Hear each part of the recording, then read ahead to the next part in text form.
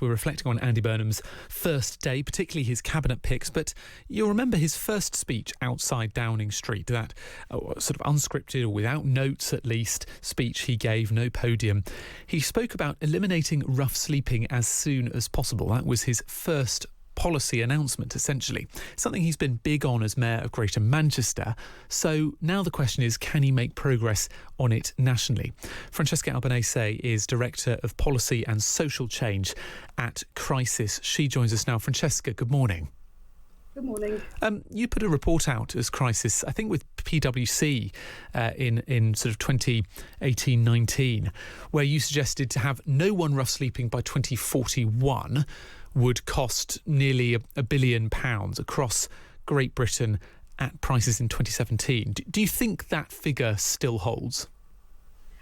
Yes, it does. And the research we put out shows that it's about stressing the whole of the system. So, clearly we can do things now to address rough sleeping. And I think the first thing to say, it was really, really positive to see the Prime Minister make that pledge on his first day in government. That shows political leadership. And that is one of the things that we know is a key ingredient, not only to ending rough sleeping, but to ending all forms of homelessness. But yes, it needs investment. And it isn't just about getting people off the streets now. And obviously that is important. And, there are things that can be done quickly, like investing in homes and making sure people aren't trapped in emergency temporary accommodation for months and years on end. But it's also about looking at the rest of the system. So making sure you're not designing policies that force people into homelessness in the first place, which is what we have seen in recent years. What do you think the challenge is at the moment? Is it trying to lift people out of rough sleeping, or actually are we not very good at stopping people getting into the situation where then they end up sleeping on the streets? It's both. So we definitely know that there are people that are at greatest risk of rough sleeping. So lots of people come out of institutions like the prison system, like hospitals, like the care system, and are forced onto our streets. And there's things that can be done very easily there in terms of the right support, making sure people are linked in with the right services before they leave institutions. But it is also, getting people off the streets as well. And, clearly one of the biggest drivers we've got, both for rough sleeping and for all forms of homelessness, is we just don't have enough genuinely affordable housing, and decades of not investing in that and only, looking at temporary solutions, like the billions that we spend on temporary accommodation at the moment, has, got us to the point that we're in at the moment, where we're seeing rough sleeping going up, and lots of people very sadly are forced in the really, really dangerous and isolating situation of sleeping rough.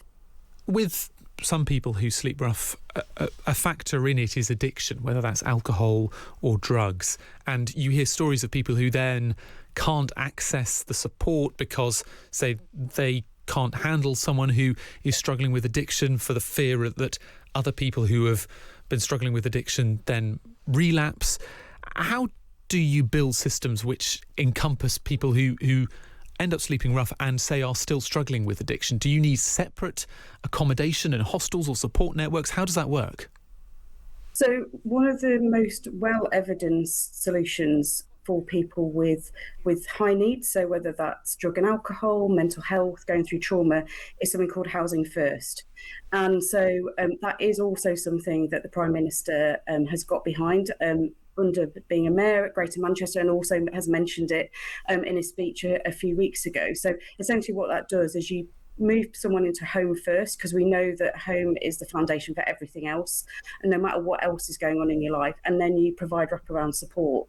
And we've seen homelessness come down significantly in other countries by investing in housing first.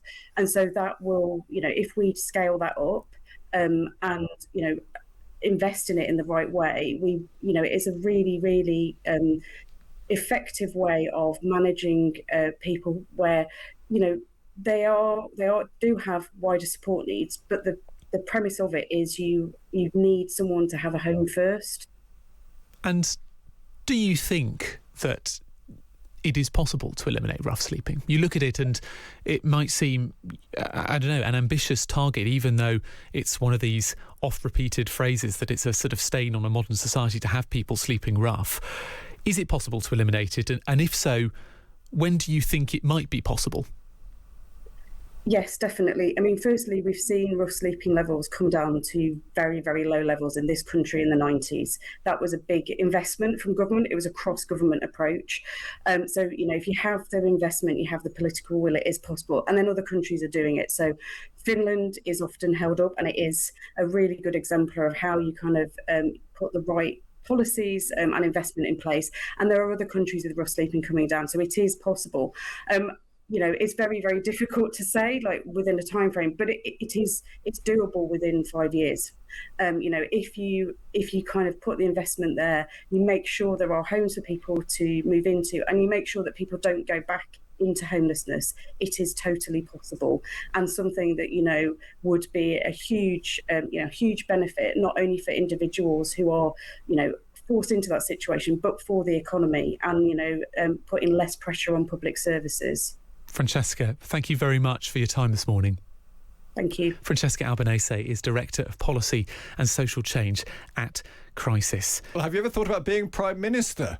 What would be the first thing you would do on entering number 10? It's a good parlour game, that, isn't it? But actually, Andy Burnham got to play that game for real, and this is what he decided to do as his first act. I will soon go through that door behind me and issue my first instruction to end rough sleeping in our country. End rough sleeping. As Mayor of Greater Manchester, he also pledged to end rough sleeping. But figures uncovered by the local outlet The Mill revealed that during his final years in regional office, rough sleeping in Greater Manchester actually rose for 4 consecutive years before he left. Joining us live is Jack Dulhanty, a writer for Manchester Mill who investigated Burnham's mayoral housing record. Jack, morning to you. Good morning, how are you? Very good, thank you. Burnham was elected mayor in 2017, I think. He promised to get rid of rough sleeping. What happened in the years that followed? So for the first few years, it was very successful, actually. The figures fell until around the pandemic. And then after 2021, we found for the past 4 years, up until 2025, that they've risen. And in 2025, they were the second highest that they've been since he entered office. There's loads of different reasons for that. The reason that we were so keen to publish them at the time, which was earlier this month when he was running in Makerfield, was because we were running a series of stories sort of examining his record, and we realised that while the GMCA kind of make a big song and dance of these figures each year, they didn't this year. And that was kind of our impetus to publish. So did he chuck money at the problem in the first period? Well, let's get into the reasons why it didn't work. Why did it work and then did it stop working? Well, I think the natural presumption would be that since the pandemic, homelessness has risen across the country in pretty much every mayoral authority, and with stuff like inflation, cost of living, and other factors, that's just basically made it much harder for the policies that he's put in place in Greater Manchester to have the same effect that they were having before the pandemic. I think, in fairness, if you look at other mayoral authorities, the rate of the rise in Greater Manchester has been lower. So the work that he's done there, so the big policy in Greater Manchester is called A Bed Every Night, which is a scheme that sort of does what it says on the tin. We looked into that in 2022, though, and found that there was a report done into it, a Gray report, but not by Sue Gray, by a different Gray.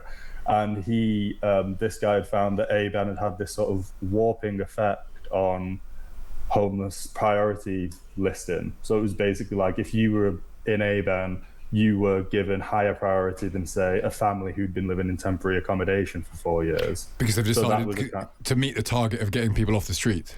Exactly, yeah. So it was there was questions around whether that kind of policy works, and it will be he's announced I think 340 million for this one for what he'll do while Prime Minister. Whether or not it will be a kind of replication, and temporary accommodation will be a big focus, because in Greater Manchester, while we've had lower rates of homelessness, we've had way higher rates of people being housed in temporary accommodation. I think 9 times when we did it in 2022, it was 9 times the increase of other sort of comparable areas in the UK. It's such an interesting point that basically, in order to solve homelessness or sleeping rough, which is slightly different, I realise, you've basically got to solve society's problems and have a society where people earn enough to get a place to live.